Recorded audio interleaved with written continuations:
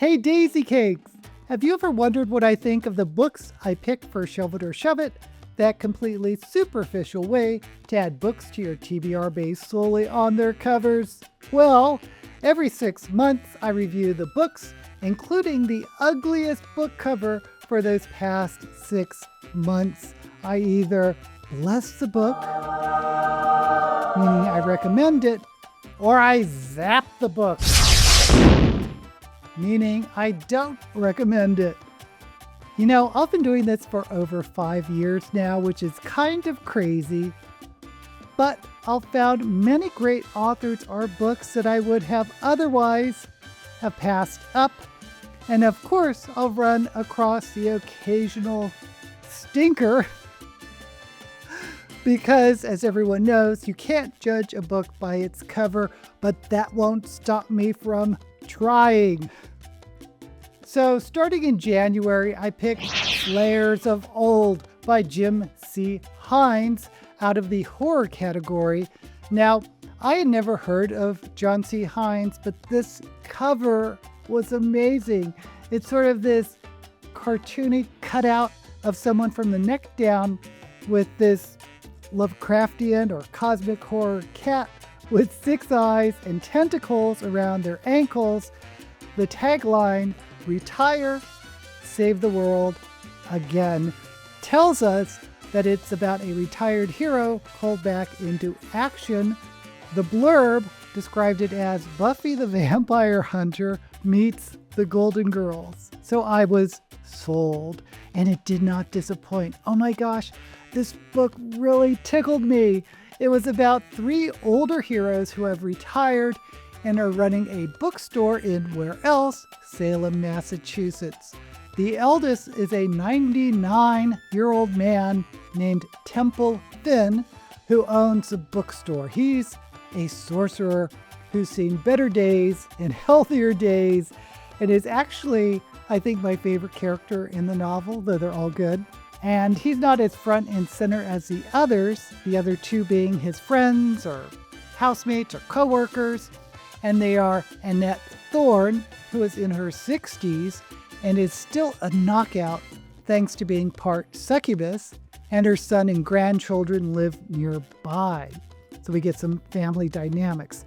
And the youngest of the trio, Jenny Winter, who is only in her 50s, and she is, I think, the most interesting backstory, being taken as a baby out of Korea and raised in this cult or organization called the Hunters of Artemis, where she is actually bonded to the goddess Artemis and trained to hunt evil. Each chapter is told in the first person from one of the points of views of these 3 characters, and we cycle around them, and they all live in the same house where the first floor is an occult or new age bookshop called Second Life Books. It becomes apparent that the building they live in is magical and tied to Temple Finn, or 99-year-old sorcerer. And his friends, Annette and Jenny, are there kind of maybe to take care of him. The story starts out with Jenny taking pity on some sort of eldritch horror who has been wounded, so she takes it in to heal it.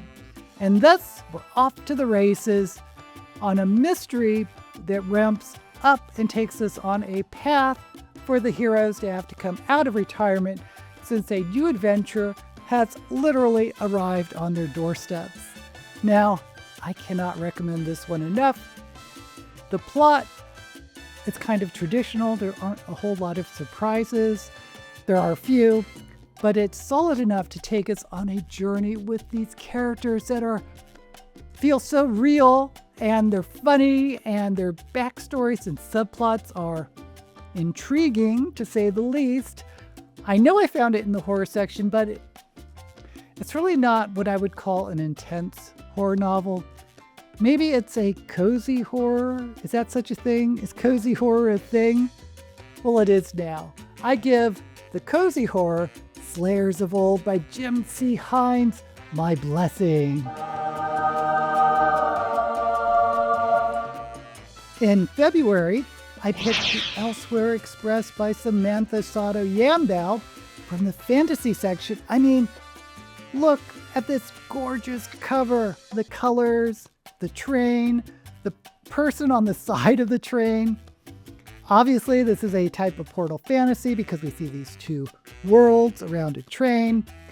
Just for the artwork, this cover is maybe my favorite cover for this entire period. And I've never heard of this author, Samantha Sotto Yambao, before, but she happened to be on this podcast where she was being interviewed. She's a Filipino author, meaning she's a Filipina living in Manila. I did recall the title of her previous book, Water Moon, which I know is highly regarded. And this is what I think of as a literary novel. Though it has a plot, the gorgeousness is in the prose itself. If you want interesting imagery, emotional depth, this is your type of story. I loved it, especially how surreal everything felt in the story. It is indeed a portal fantasy about a woman named Raya who stumbles from a subway to a mystical train that runs through the realm of dreams. I think. Maybe. Raya meets a man named Q, who is an artist and is as lost as she is. And together they have to figure out what's going on with this train, because if they don't find their purpose on the train, they may get kicked off. If you think this is a love story, you're right, it is, but it's more the building of a friendship. I don't think Raya and Q actually ever even kiss, but it's definitely a type of love story.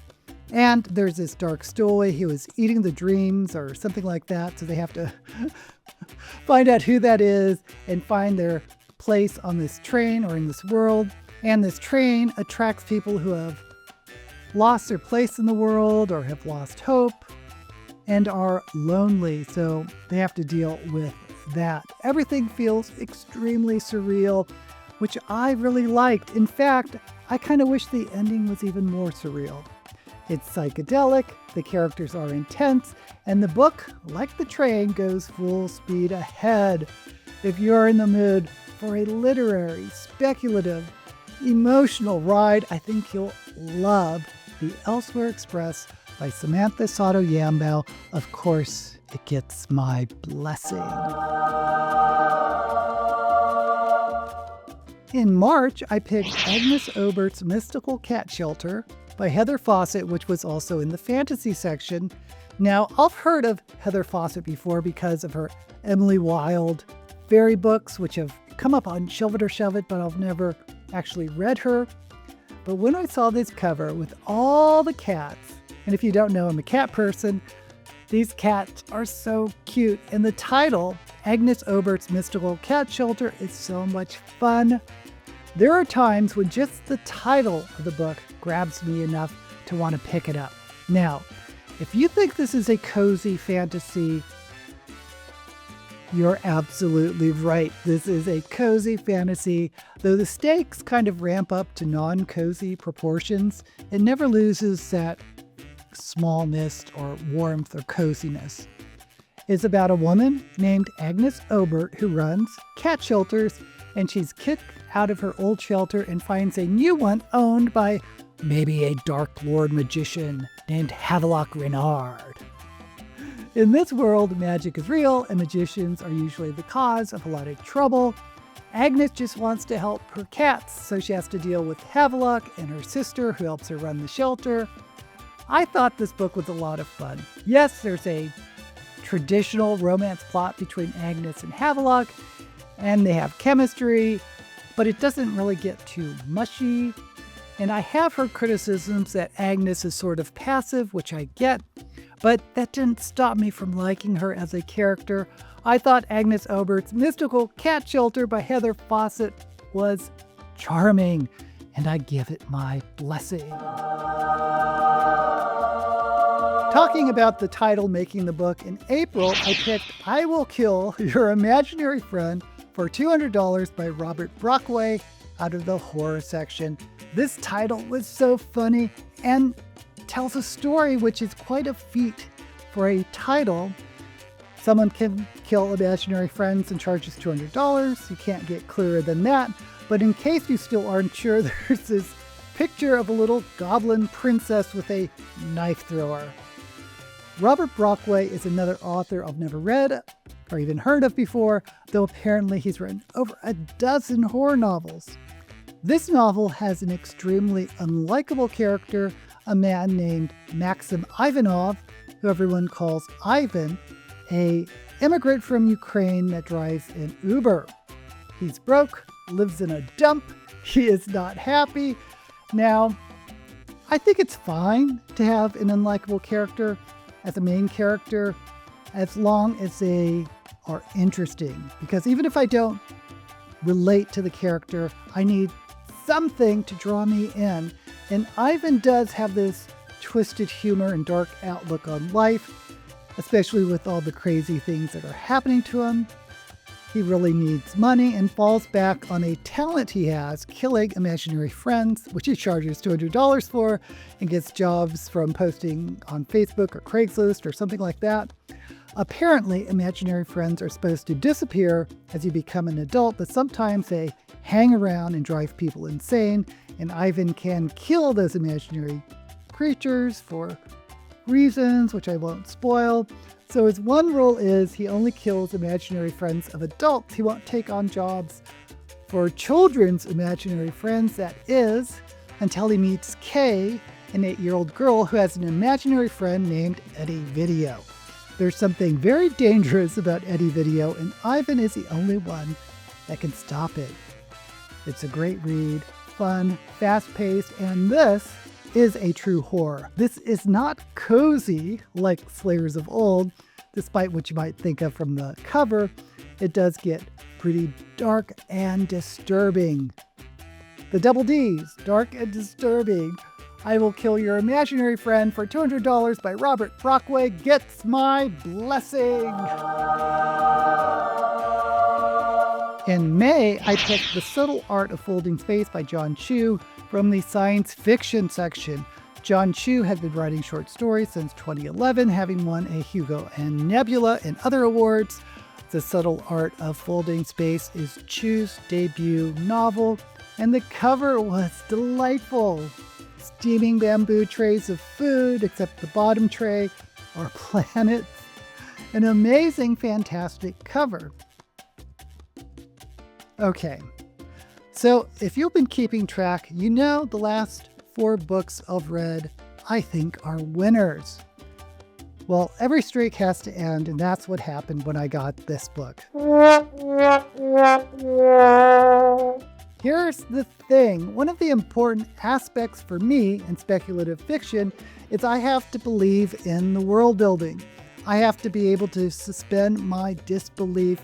And it's not like I usually have a problem with that because, as you know, I read a lot of speculative fiction.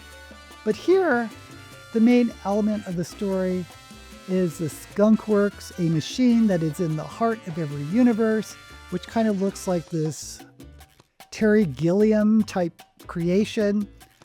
And the Skunk Works creates the next universe, and by adjusting the Skunk Works, you can play with the laws of physics, and a secret society of engineers runs each of the Skunk Works. So what laws of physics can you play with in the Skunk Works? The laws of gravity, relativity.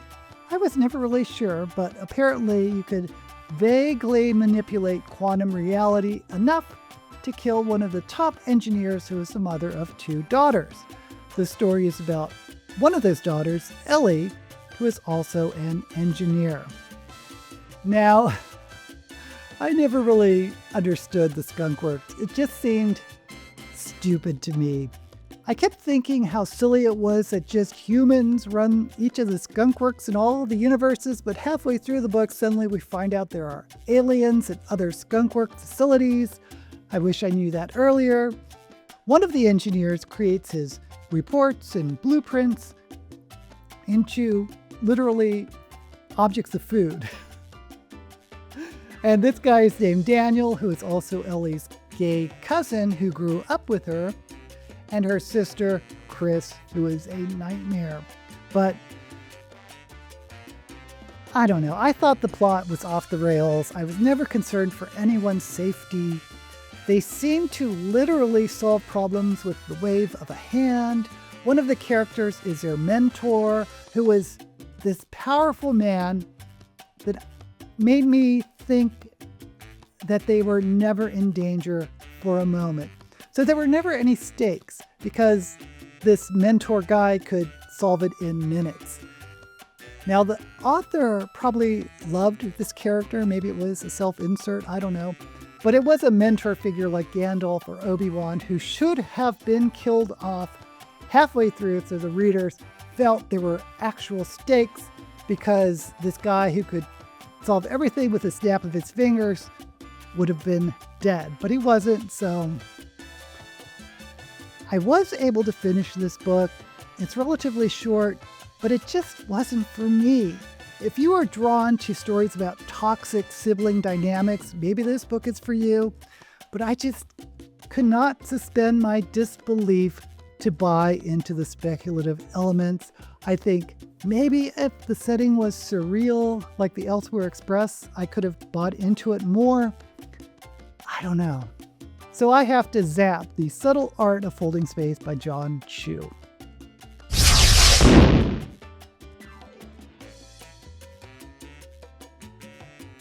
In June, I picked The Girl with a Thousand Faces by Sunyi from Fantasy.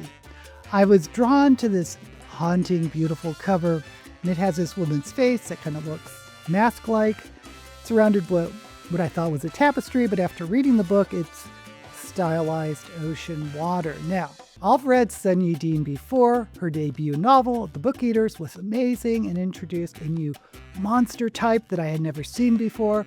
I also listened to her podcast, A Publishing Rodeo, which she co-hosts with Scott Drakeford. So I heard a little bit about this book. The Book Eaters, her debut was contemporary horror fantasy. The Girl with a Thousand Faces is a historical horror fantasy that takes place in Hong Kong from World War II to the 1970s.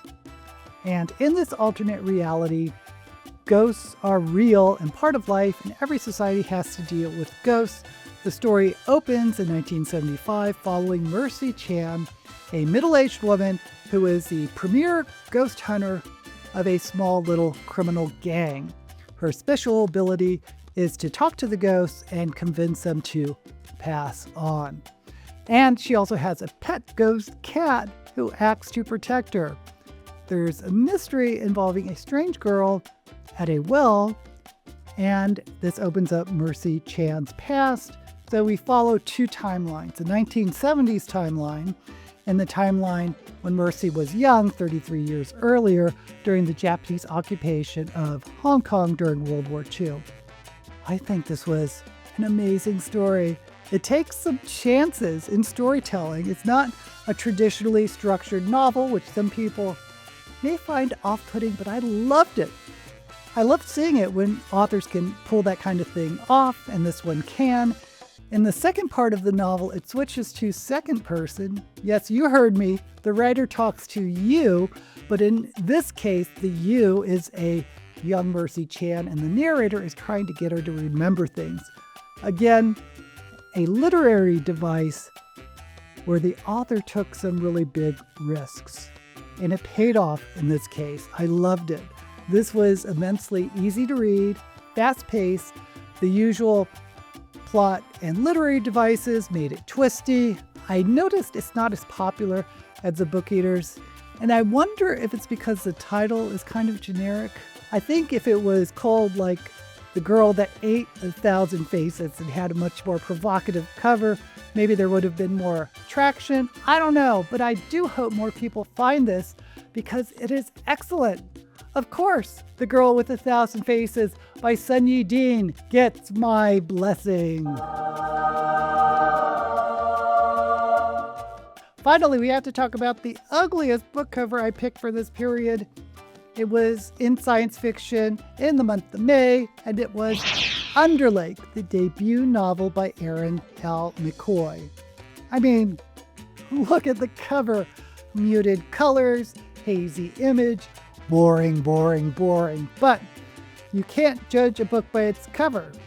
And one of my ugly book cover winners from last year, Sunbirth by Anne Yu, ended up being my favorite novel of the year. So it's a coin toss. Unfortunately, this time the coin toss came up not for me. I DNF'd Underlake just before the halfway point. I had the exact same problem here as I did with the subtle art of folding space. I could not buy the speculative element. In this case, and keep in mind this is a modern day story, there's a town that was flooded on purpose because they built a dam or something like that. But everyone living in this town decided not to leave because of religious reasons. So they waterproofed the town and now live underwater. And there's nothing really high tech about how they did this. I'm not really sure how they even got air, because there's one chimney, I believe, that sticks out. So maybe from that, or maybe I just didn't read far enough into it. And again, this is science fiction, not fantasy.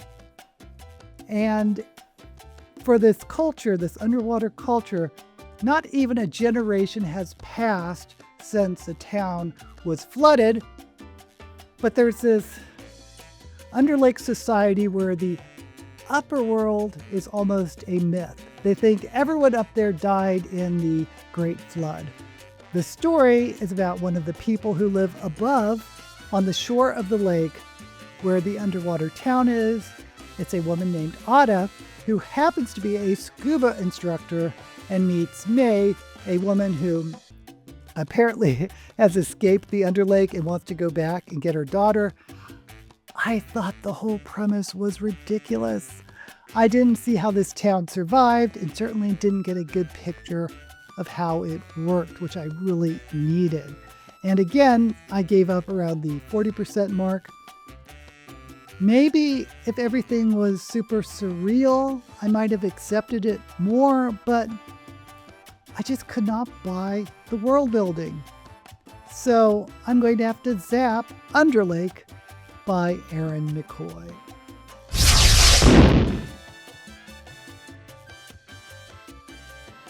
So there you have it, the 6 Shelve It or Shove It novels plus the ugly book cover I've read from January to June of 2026. Of the 7 books, 2 were horror, 3 were fantasy, and 2 were science fiction. Out of all of them, the book I enjoyed most was Slayers of Old by Jim C. Hines. How often do you get older main characters? Here you get 3 of them. I can't stop thinking about this one. I'm calling it a cozy horror. It was so much fun. But note, I said this was the book I enjoyed most. I don't think it was objectively the best written book. For that, I think it's a toss-up between The Elsewhere Express by Samantha Sotto Yambao and A Girl with 1,000 Faces by Sunyi Dean. I think these 2 books were better written, and if I had to choose between them, I think I would give it to The Girl with 1,000 Faces. But what about you? Have you read any of these Shelve It or Shove It books, or do you want to read any of them? Let me know down in the comments, and while you're there, don't forget to like this video and subscribe to my channel. Until we meet again, may all the books you read be blessed.